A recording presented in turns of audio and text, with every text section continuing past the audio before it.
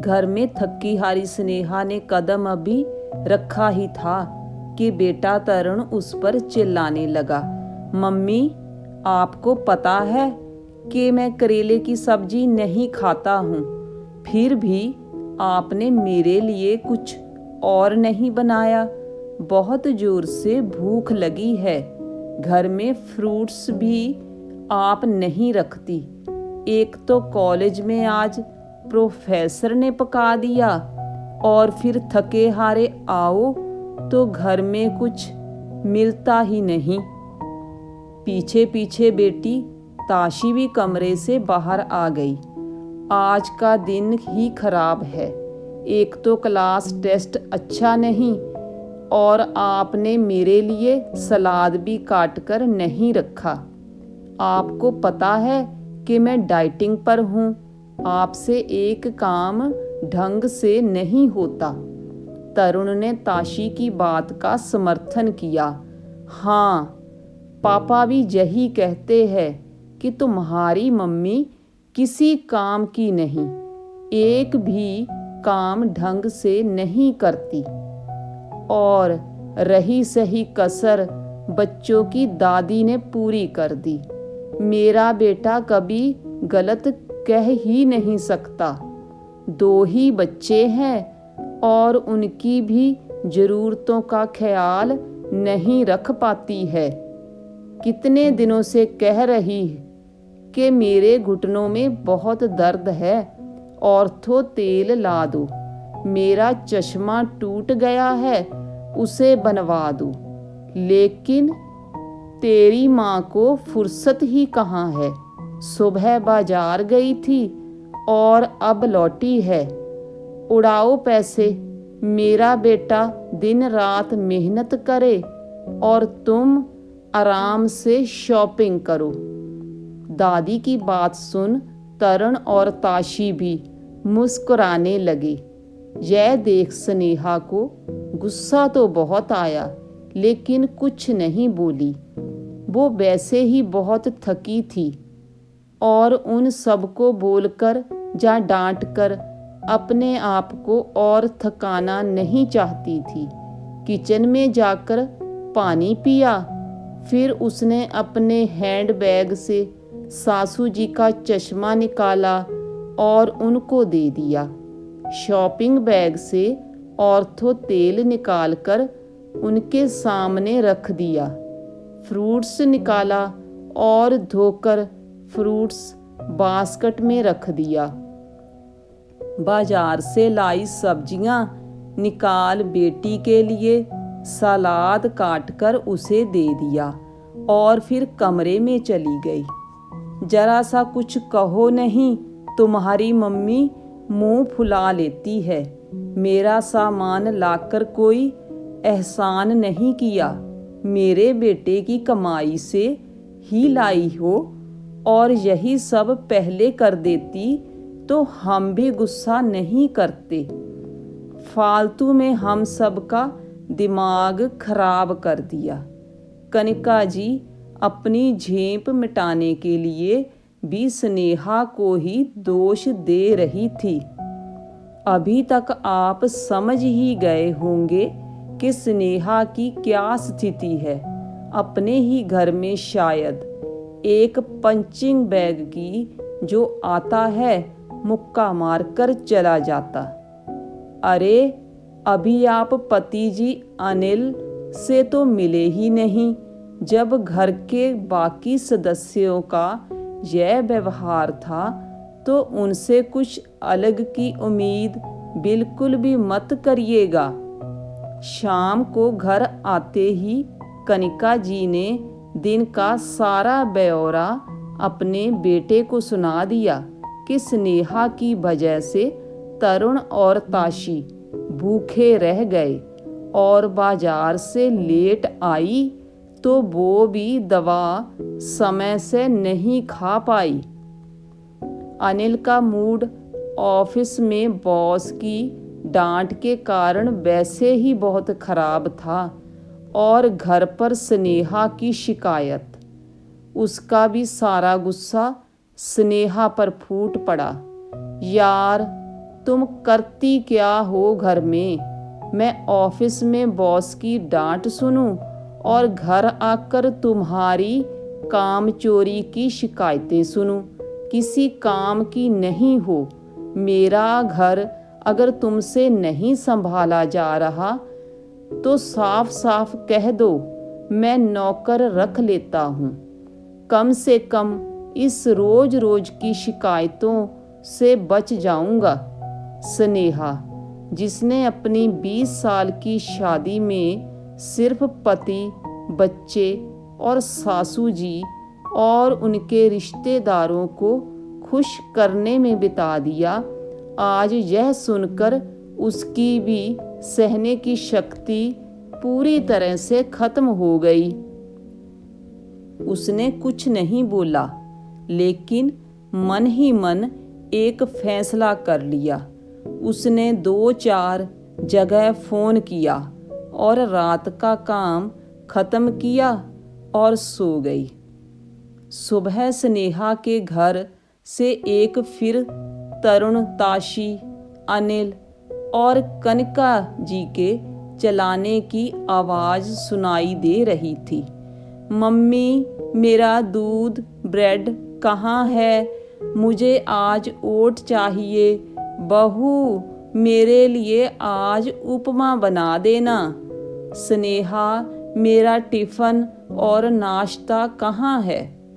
Sneha kitchen से निकलकर आई। आप सभी को क्या, कैसे और कितना खाना है, इसे बता दीजिए। किचन से एक औरत बाहर आई। ये माया है। आज से आप सभी की ज़रूरतों का यही ख्याल रखेगी। ये क्या मजाक है स्नेहा? अनिल गुस्से से बोला। हमारे घर में आज तक कोई काम वाली नहीं रखी गई। तुम्हें तो सिर्फ मेरे बेटे की कमाई लुटाने आता है। यह घर का काम करेगी तो तुम क्या करोगी? कनिका जी भी तलखी से बोली।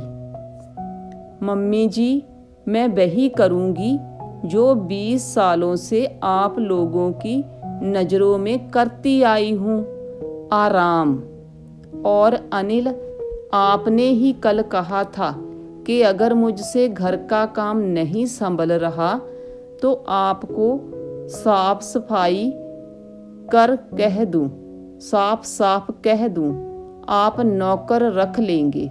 तो आज मैं आपको और बाकी लोगों को साफ साफ बता रही हूँ कि अब मुझसे आपका घर नहीं संभाला जाएगा। आप सभी को तकलीफ ना हो, इसीलिए माया को काम पर रख दिया है। अब आपको जो चाहिए, जितना चाहिए, सब माया को समझा दीजिएगा। स्नेहा, यह क्या नया नाटक शुरू कर दिया? स्नेहा की बात से बौखलाया अनिल गुस्से से बोला। नाटक? यह नाटक नहीं है। नाटक तो आज तक आप सभी मेरे साथ करते आए हैं। आप पति बनने का, सासू जी माँ बनने का, और तरुण, ताशी अब उन्हें क्या कहें। आज तक जिस घर को अपना समझकर संभालती आई, कल पता चला कि वो तो मेरा है ही नहीं। मेरी औकात इस घर में एक नौकर की है, या फिर शायद उससे भी बुरी। सुबह से लेकर रात तक सिर्फ और सिर्फ आप लोगों के बारे में सोचती, चिंता करती, लेकिन कभी बदले में मीठे 2 बोल नहीं मिलते।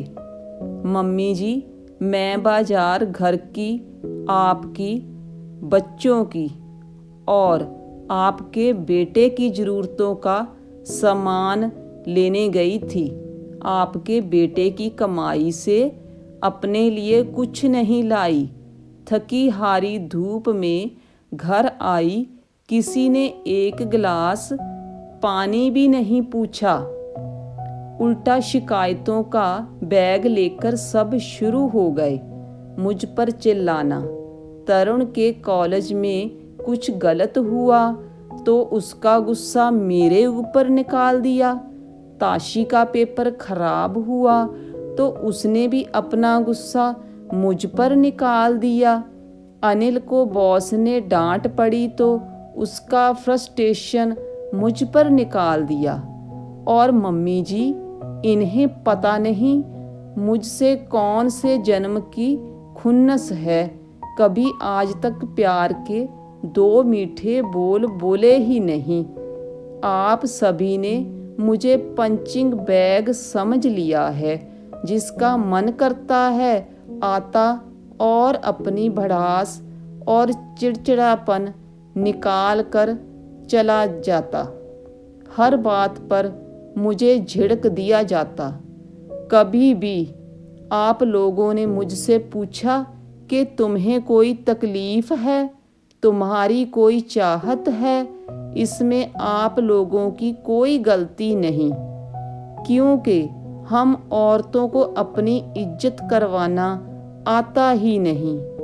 मम्मी जी, आपका बेटा अगर ऑफिस में मेहनत करता है तो मैं भी दिन रात घर में मेहनत करती हूँ। आपका बेटा सुबह 9 से 5 बजे तक नौकरी करता है।